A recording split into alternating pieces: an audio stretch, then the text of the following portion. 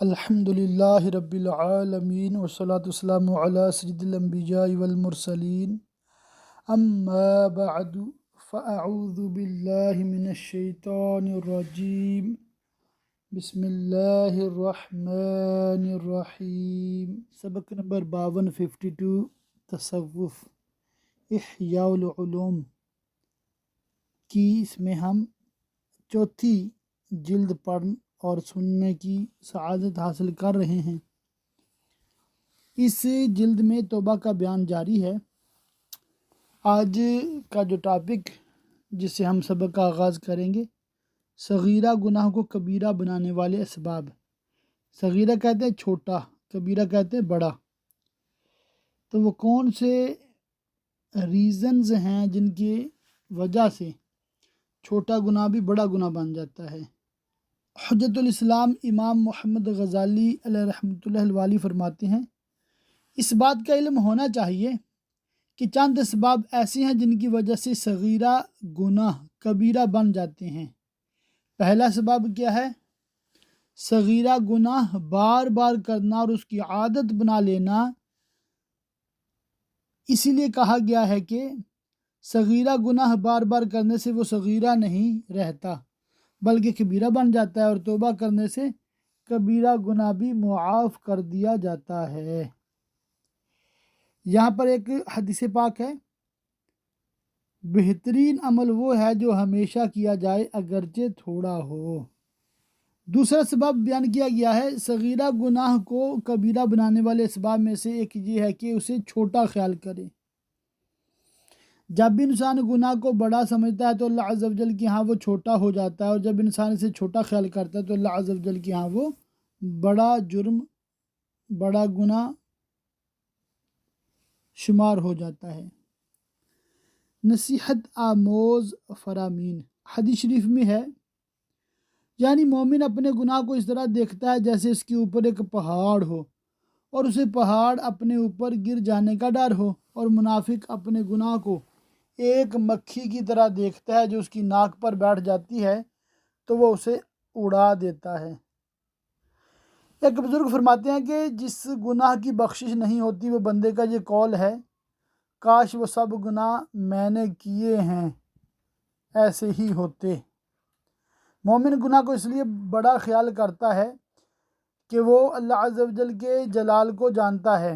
جب وہ دیکھتا ہے کہ اس نے جس کی نافرمانی کی ہے وہ بہت بڑی ذات ہے تو صغیرہ گناہ کو بھی کبیرہ گمان کرتا ہے۔ اللہ عز و جل نے اپنے ایک نبی علیہ السلام کی طرف وحی فرمائی کہ تحفہ کی قلت کو نہ دیکھو بلکہ یہ دیکھو کہ بھیجنے والا کتنا بڑا ہے، اور گناہ کے چھوٹا ہونے کو نہ دیکھو بلکہ اس ذات کی بڑائی کو دیکھو جس کی بارگاہ میں اس گناہ کے ساتھ حاضر ہونا ہے۔ تیسرا سبب کیا ہے؟ صغیرہ گناہ کو کبیرہ بنانے والا ایک سبب صغیرہ گناہ پر خوش ہونا، فخر کرنا، نیز اس گناہ پر قادر ہونے کو نعمت الہی خیال کرنا، اور اس بات سے غافل رہنا کہ یہ بدبختی کا سبب ہے۔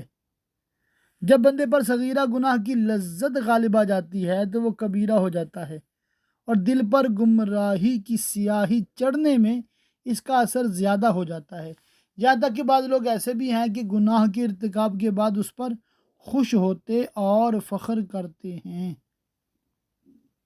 معاذ اللہ۔ اللہ پاک ہمیں تمام گناہوں سے بچائے۔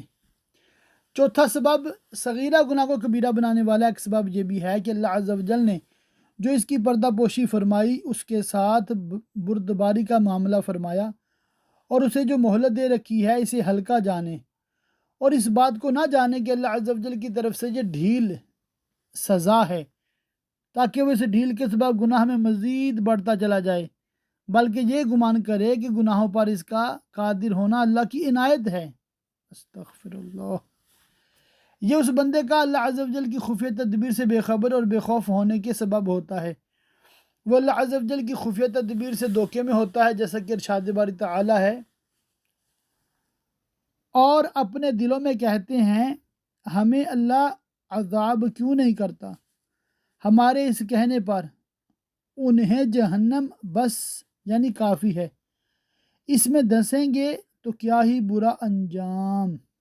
پانچواں سبب، صغیرہ گناہ کو کبیرہ بنانے والا ایک سبب گناہ کا اظہار کرنا، یعنی گناہ کرنے کے بعد دوسروں کے سامنے اس کا تذکرہ کرنا یا کسی دوسرے کے سامنے گناہ کا ارتکاب کرنا، یہ اس کی طرف سے اضافی جرم ہے کہ اللہ عز و جل نے جس کی پردہ پوشی فرمائی اسے ظاہر کر رہا ہے، اور جس کو یہ گناہ سنا رہا ہے یا جس کے سامنے ارتکاب کر رہا ہے اس کو بھی گناہ کی ترغیب دلا رہا ہے۔ یوں اس گناہ کے ساتھ مزید 2 گناہ شامل ہونے کے سبب اس کا گناہ اور بھی سخت ہو جاتا ہے۔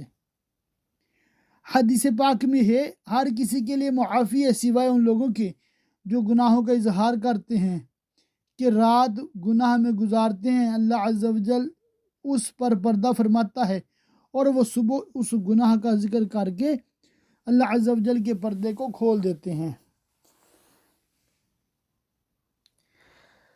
اللہ عز و جل ارشاد فرماتا ہے، منافق مرد اور منافق عورتیں ایک تھیلی کے چٹے بٹے یعنی ایک جیسے ہیں، برائی کا حکم دیں اور بھلائی سے منع کریں اور اپنی مٹھی بند رکھیں یعنی خرچ نہ کریں، کنجوسی کریں۔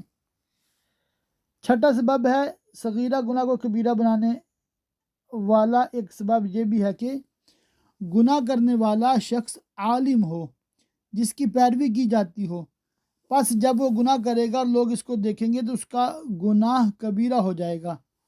مثلا عالم کا ریشم پہننا، سونے کی سواری پر سوار ہونا، بادشاہوں کا شبہ والا مال لینا، بادشاہوں کے پاس مسلسل آمد و رفت رکھنا، ان کے ذریعے اپنی اور لوگوں کی حاجات پوری کرنا، یہ گناہ ایسے ہیں کہ ان میں عالم کی اتباع کی جاتی ہے، بالآخر عالم مر جاتا ہے اور اس کا شر دنیا میں ہمیشہ کے لیے پھیلا رہتا ہے۔ خوشخبری ہے اس کے لیے جس کی موت کے ساتھ اس کے گناہ بھی مر جاتے ہیں۔ حدیث پاک میں آتا ہے، جس نے کوئی برا طریقہ جاری کیا اس پر اس گناہ کا بوجھ بھی ہوگا اور ان لوگوں کا بھی بوجھ ہوگا جنہوں نے اس پر عمل کیا، اور لوگوں کے بوجھ میں کچھ کمی نہیں ہوگی۔ اللہ عز و جل فرماتا ہے، اور ہم لکھ رہے ہیں جو انہوں نے آگے بھیجا اور جو نشانیاں پیچھے چھوڑ گئے۔ عالم کی لغزش کی مثال، کسی بزرگ علیہ رحمہ کا قول ہے، عالم کی لغزش کی مثال کشتی ٹوٹنے کی سی ہے کہ وہ خود بھی ڈوبتی ہے اور اس میں موجود سوار بھی ڈوبتے ہیں۔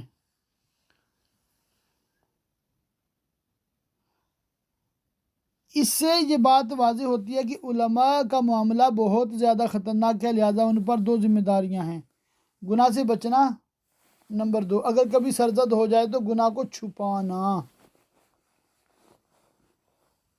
تیسرا رکن، توبہ کی شرائط اور توبہ کرنے والوں کا بیان۔ اس میں 3 فصلیں ہیں۔ پہلی فصل ہے توبہ کی شرائط، اس کی تکمیل اور اس پر قائم رہنے کا بیان۔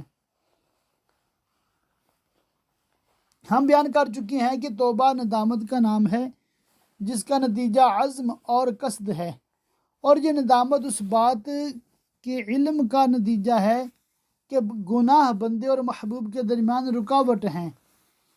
علم، ندامت اور عزم و قصد، ان میں سے ہر ایک مکمل ہے اور اسے دوام حاصل ہے، اور ان کی تکمیل کی کچھ علامات اور ان کے دوام کے لیے کچھ شرائط ہیں جن کی تفصیل بیان کرنا ضروری ہے۔ علم، جہاں تک علم کا تعلق ہے تو یہ توبہ کا سبب ہے، اس کی تفصیل عنقریب آئے گی۔ ندامت، اس سے مراد دل کا درد ہے جو محبوب کے کھو جانے کی صورت میں ہوتا ہے۔ اس کی علامت حسرت و غم کا طویل ہونا، آنسوؤں کا بہنا، بکا اور فکر کا زیادہ ہونا ہے۔ گناہ کی حلاوت کا وبال، اسرائیلی روایات میں ہے کہ ایک بندے نے اپنے گناہوں سے توبہ کی اور عرصہ دراز تک عبادت کرتا رہا مگر اسے اپنی توبہ کی قبولیت کے آثار نظر نہ آئے۔ اس وقت کے نبی علیہ السلام نے اللہ عز و جل کی بارگاہ میں اس کی توبہ کی قبولیت کی عرض کی۔ تو اللہ عز و جل نے ارشاد فرمایا مجھے اپنی عزت و جلال کی قسم اگر زمین و آسمان والے سب کے سب اس کی سفارش کریں تو بھی اس کی مغفرت نہ کروں گا جب تک اس کے دل میں توبہ کردہ گناہ کی حلاوت موجود ہے۔ ندامت کا نتیجہ اور قصد توبہ کا ایک رکن قصد و عزم ہے۔ یہ ندامت کے نتیجے میں وجود میں آتا ہے اور اسے مراد گناہ کے تدارک کا ارادہ کرنا ہے۔ قصد اور اس کے متعلقات۔ قصد کا تعلق حال، ماضی اور مستقبل تینوں زمانوں سے ہے۔ حال سے یوں کہ یہ ہر وہ ممنوع کام چھوڑنے پر ابھارتا ہے جس میں انسان ملوث اور جو کچھ انسان پر فرض ہے اس کی ادائیگی پر ابھارتا ہے۔ ماضی سے اس کا تعلق یوں ہے کہ گزری ہوئی کوتاہیوں کے تدارک پر ابھارتا ہے، اور مستقبل سے اس کا تعلق یوں ہے کہ تا دم آخر نیکیاں کرنے اور گناہوں سے بچنے پر ابھارتا ہے۔ قصد کے صحیح ہونے کی شرائط۔ قصد کا جو تعلق ماضی سے ہے اس کے صحیح ہونے کی شرط یہ ہے کہ انسان احتلام یا عمر کے ذریعے جس دن بالغ ہو اس دن سے اپنی عمر کی ہر سال، مہینہ، دن بلکہ ہر سانس پر غور کرے اور دیکھے کہ کتنے حکامات کو پیٹھ پیچھے ڈالا اور کتنے گناہوں کا ارتکاب کیا۔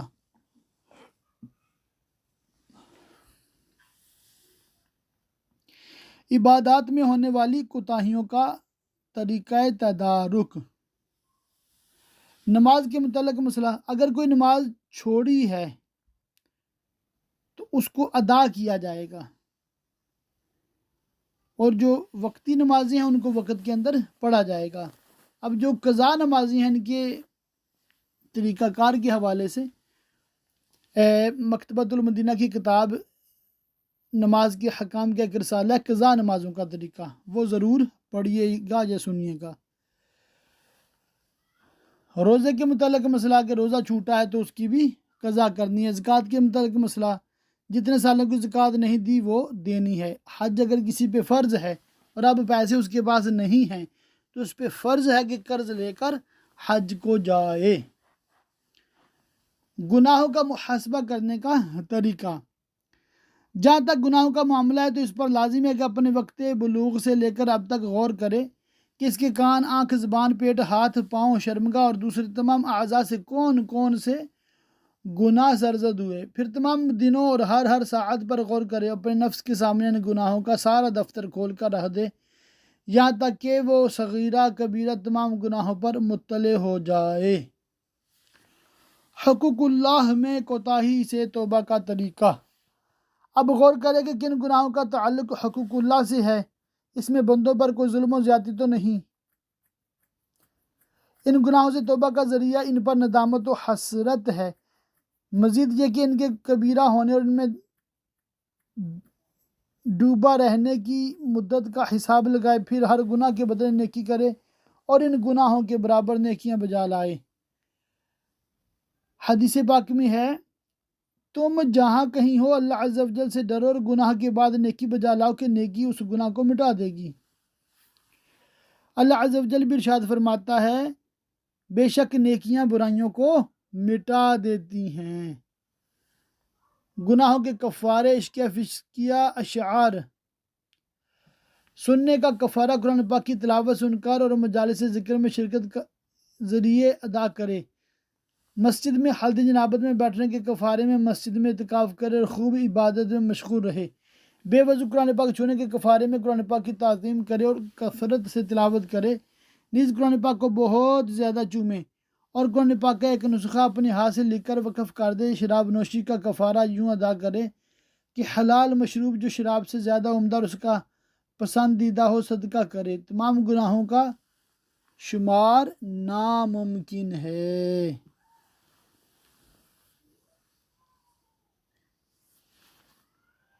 تو یہاں پر بیسیکلی حجت الاسلام امام محمد غزالی علیہ رحمۃ اللہ الوالی گناہوں سے بچنے کی ترغیب ارشاد فرما رہے ہیں، اور گناہوں سے بچنا اور ان کی معرفت بھی حاصل کرنی ہے کہ ہماری شریعت میں کیا چیز گناہ ہے، کیا صرف مکروہ ہے، کیا بالکل مطلب جائز ہے۔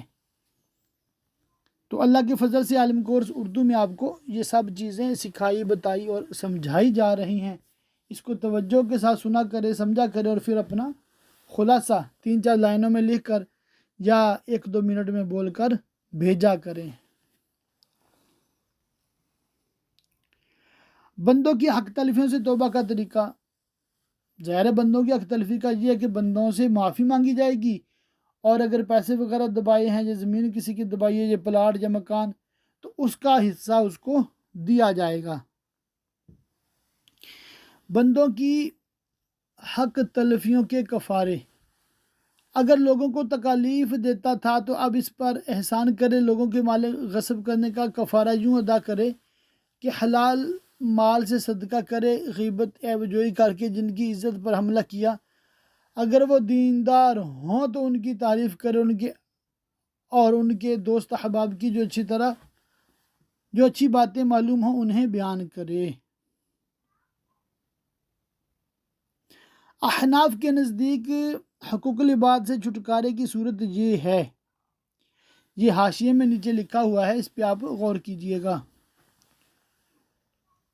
جس کا مال دبایا ہے فرض ہے کہ اتنا مال اسے دے، وہ نہ رہا اس کے وارث کو دے، وہ نہ ہو فقیر کو دے، بس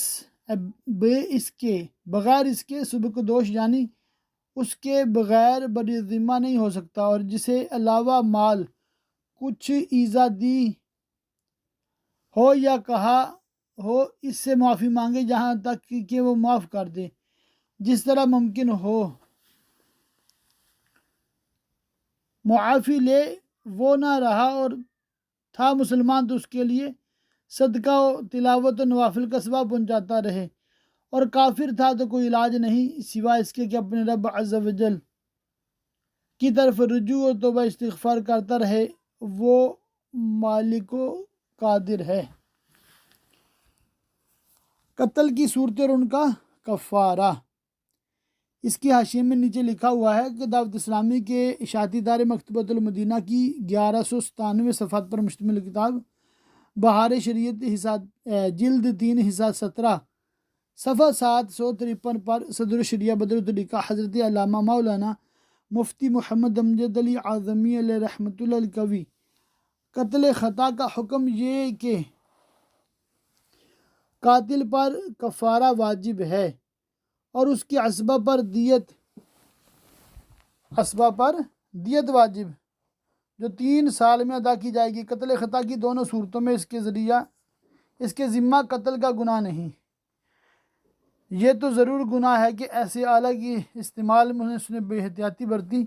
شریعت کا حکم ہے کہ ایسے موقعوں پر احتیاط سے کام لیا جائے۔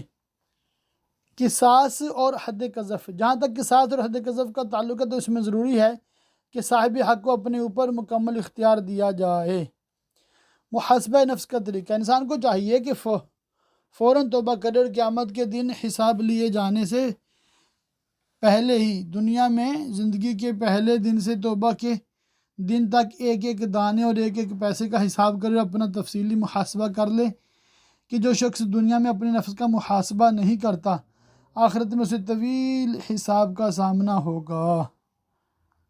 حق داروں سے بچنے کے لیے نیکیوں کی کثرت کرو، دل دکھانے والا بھی آزمائش میں ہے۔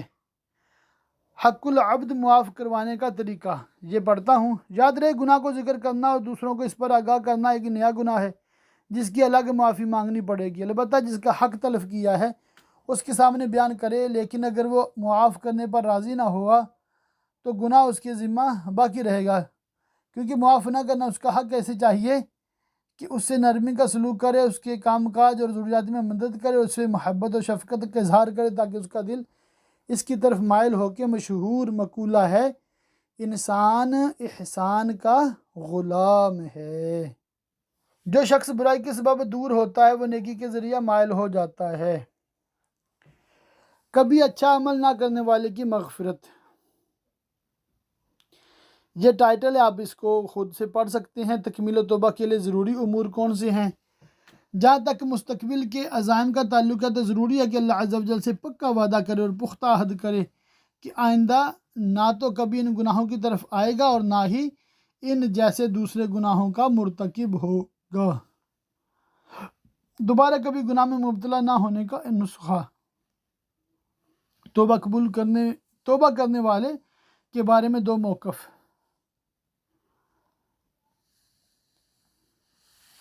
ندامت کے بغیر توبہ ادھوری ہے۔ ندامت سے گناہوں کا ازالہ کچھ تو ہو جاتا، ہمیں رونا بھی تو آتا نہیں ہائے ندامت سے۔ توبہ کی 3 صورتیں۔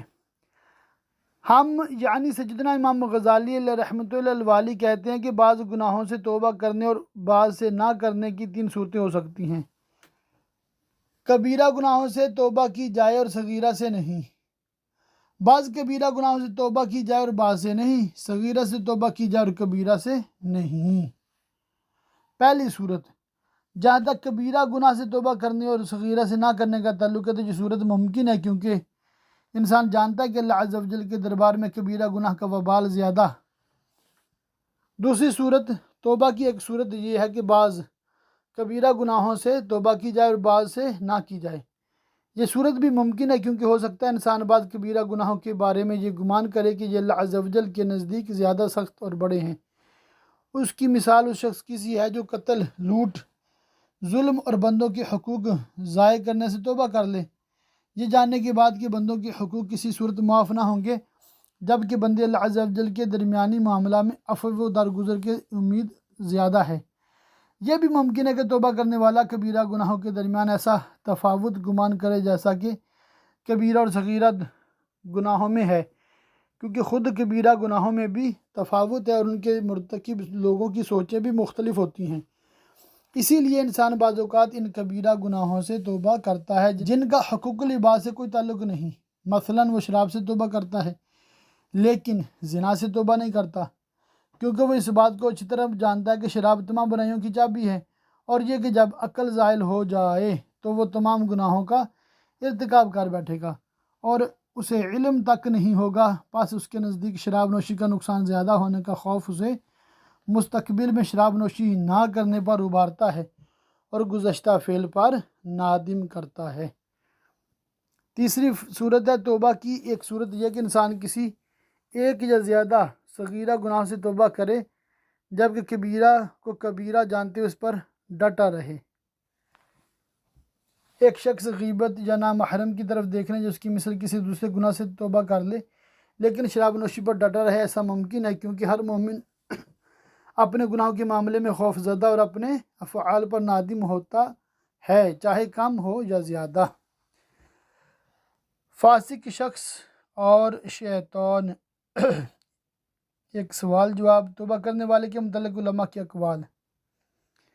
اگر تم کہو کہ فرض کریں توبہ کرنے والے 2 قسم کے ہیں، ایک کا نفس توبہ کے بعد گناہ کی طرف مائل ہونے سے باز آ جاتا ہے، جبکہ دوسرے کا نفس اب بھی مائل رہتا ہے لیکن وہ نفس سے جہاد کرتا ہے، اس گناہ کی طرف جانے سے باز رکھتا ہے، تو ان میں سے کون سا افضل ہے؟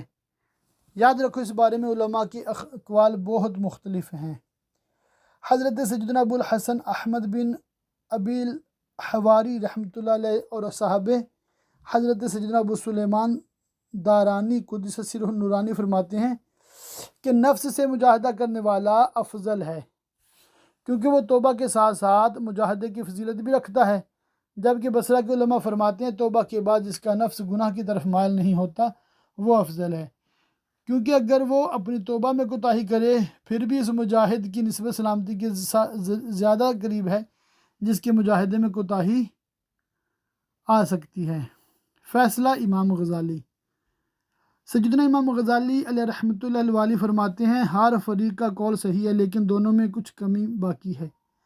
درست بات یہ ہے کہ جس کے نفس کا گناہ کی طرف میلان ختم ہو گیا اس کی 2 حالتیں ہیں۔ پہلی حالت یہ ہے کہ گناہوں کی طرف میلان ختم ہونے کا سبب فقط شہوت کا کم ہو جانا ہو، ایسی حالت میں تو مجاہدہ اس سے افضل ہے، کیونکہ وہ مجاہدے کی وجہ سے گناہ سے باز رہتا ہے، جو کہ اس بات کی دلیل ہے کہ اس کا یقین قوی اور اس کا دین اس کی شہوت پر غالب ہے، اور یہ پختہ دلیل ہے قوت یقین اور قوت دین کی۔ قوت دین سے کیا مراد ہے؟ قوت دین سے میری مراد وہ ارادہ جو اشارہ یقین سے پیدا ہوتا ہے اور اس شہوت کو ختم کر دیتا ہے جو شیاطین کے اشارے سے بھڑکتی ہے۔ مجاہد ان دونوں قوتوں پر قطعی طور پر دلالت کرتا ہے۔ گناہ بھلانے یا نہ بھلانے کے متعلق اقوال صوفیہ۔ اگر تم کہو کہ توبہ کرنے والے ایسے دو شخص میں سے کون افضل ہے جن میں سے ایک نے اپنے گناہوں کو بھلایا دیا اور ان کے بارے میں فکر مند نہیں، جبکہ دوسرے نے ان کو پیش نظر رکھا اور وہ ہمیشہ انہی میں غور و فکر کرتا اور اس پر ندامت سے جلتا رہتا ہے، تو اس بارے میں بھی بزرگان دین کا اختلاف ہے۔ امام غزالی کی رائے یہ ہے، میں کہتا ہوں کہ گناہ کا تصور اور اسے یاد کر کے اس پر گرے ازاری کرنا مبتدی یعنی راہ سلوک کے ابتدائی مراحل میں موجود شخص کے حق میں کمال ہے، کیونکہ اگر وہ پچھلے گناہ بھول جائے گا تو اس کی ندامت کی آگ کم ہو جائے گی، اس کا راہ سلوک کا شوق اور ارادہ قوی نہ رہے گا اور نتیجتاً وہ غم اور خوف زائل ہو جائے گا جو اسے گناہوں کی طرف لوٹنے سے روکے ہوئے ہے۔ دوام توبہ کی شرط۔